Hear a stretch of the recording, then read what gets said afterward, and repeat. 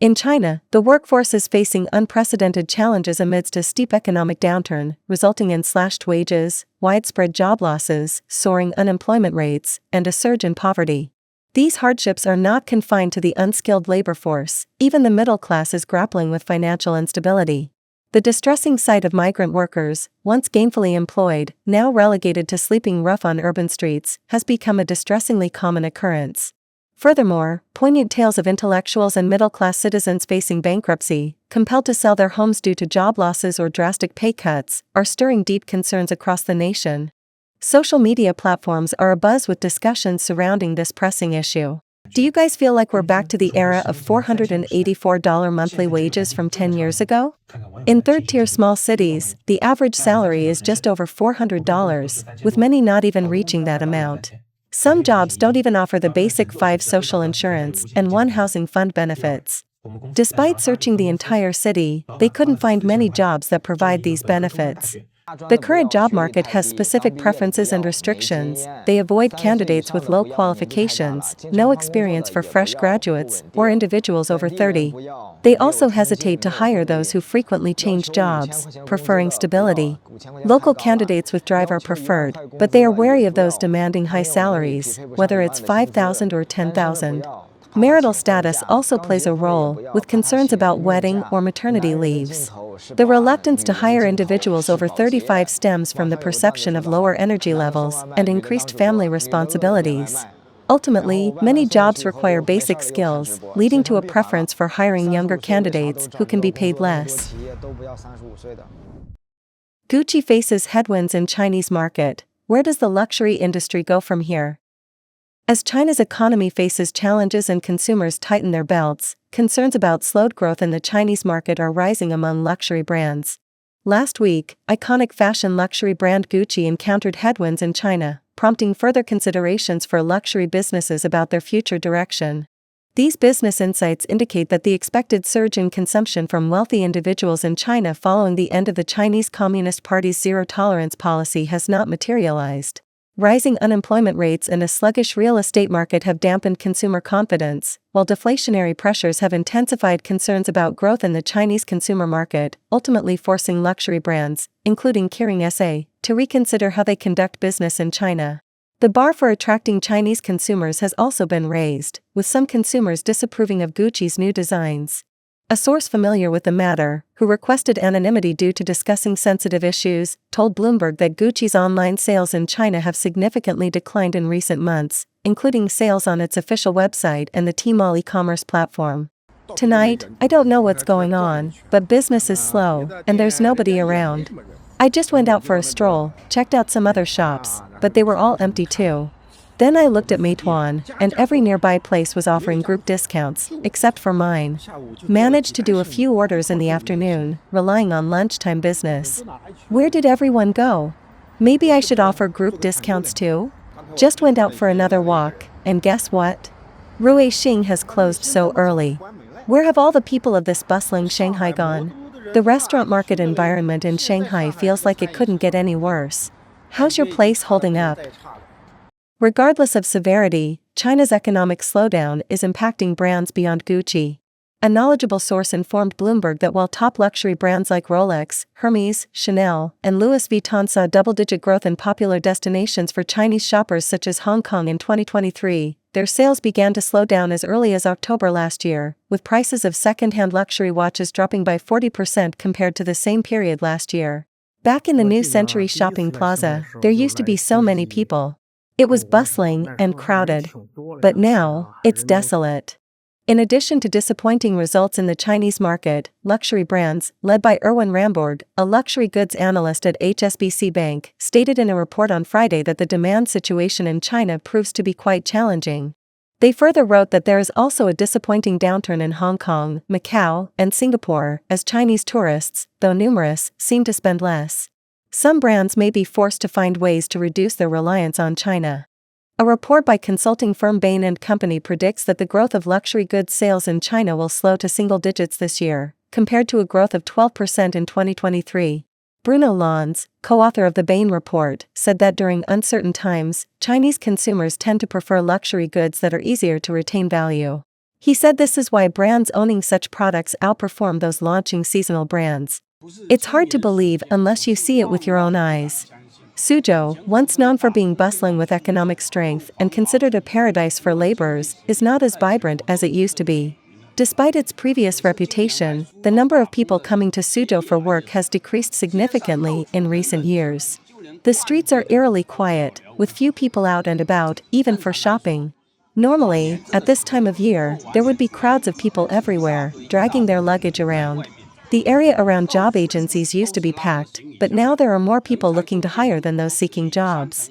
The loss of migrant workers is severe, and the physical retail sector has taken a nosedive.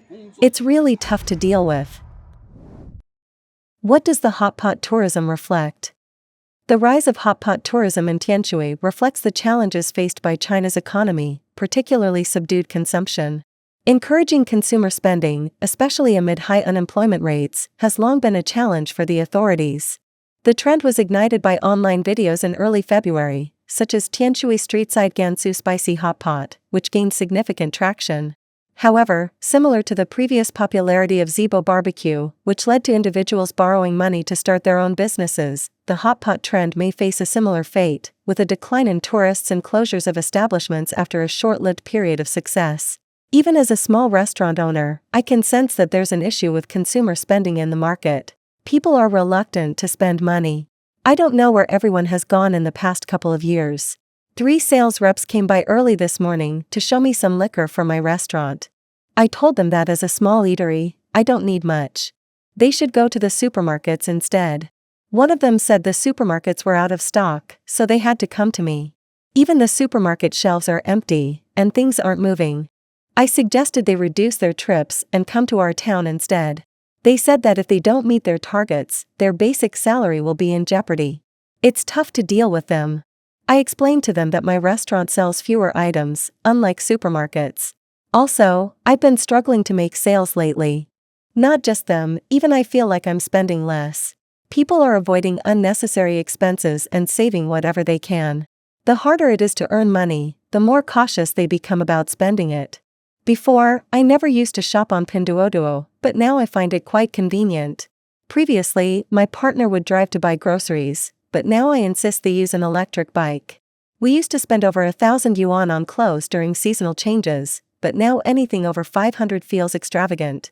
We used to consider brand names when buying cosmetics, but now we're hunting for discounts and live streams.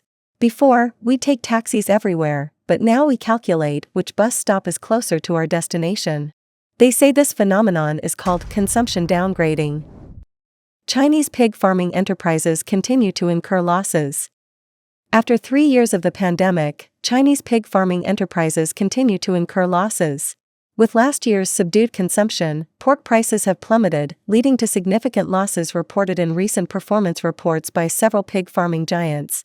Additionally, several pig enterprises have proposed restructuring plans, potentially facing bankruptcy. Xi'an reported a net loss of $99.7 million last year.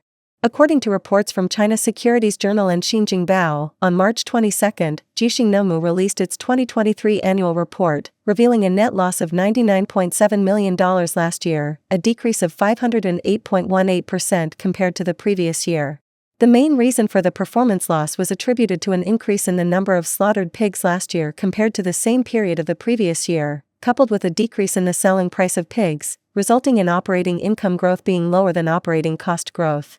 Further analysis of the annual report shows that in 2023, Xi'an's gross profit margin was minus 0.37%, a decrease of 14.97 percentage points year-on-year. Net profit margin was minus 15.98%, a decrease of 20.05 percentage points from the previous year.